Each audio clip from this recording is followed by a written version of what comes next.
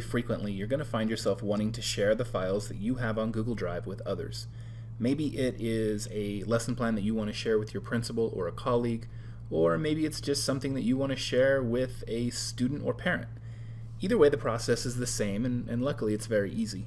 One way to do it is for you to go into your Drive and right-click on any of the documents or folders that you want to share. From there, you're going to see two different options. You can either click the Share button or the Get Shareable link. First, I'll do the Get Shareable link right here. What this does is it gives you an option that says link sharing is off, but that you can turn it on. So that's what I'm going to do right now, is turn it on. And then it's going to tell me that now anyone at Carlsbad Municipal Schools with a link can view, and here's the link.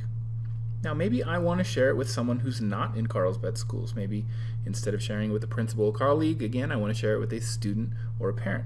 What I can do is I can click the Sharing Settings button, and it'll bring this up. And here I can go in and either type in the person's name specifically,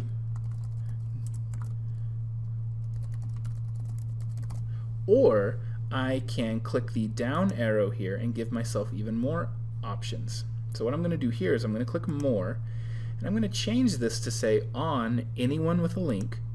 Now anyone who has a link, so if I send it to them, they can get it.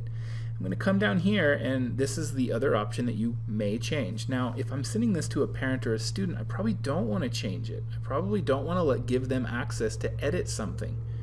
Now there might be a time for that, but if I'm giving it to a colleague or a principal, I might want them to change it. But if you ever find yourself wanting to, you can click the down button and you can change it to either can edit, can comment, or can view. So maybe I'm sharing this with a colleague, so I'm going to say that they can edit, and I'm going to click Save. And my link has now been updated, so I can copy it and I can paste it in an email or however I want to share that with them. Now the second way, now I can send this once I have a name here. Obviously that's not a real person, so I'm not going to save it, but I'm going to go ahead and click Done.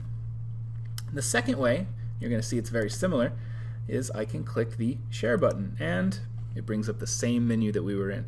So if you want to do a quick share, you can click the Get Shareable link option. If you want to go into more detail, you can click on the Share button.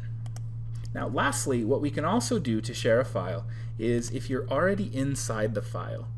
Now, and this goes for slides, sheets, or docs. You'll notice up at the top right corner there is a Share button.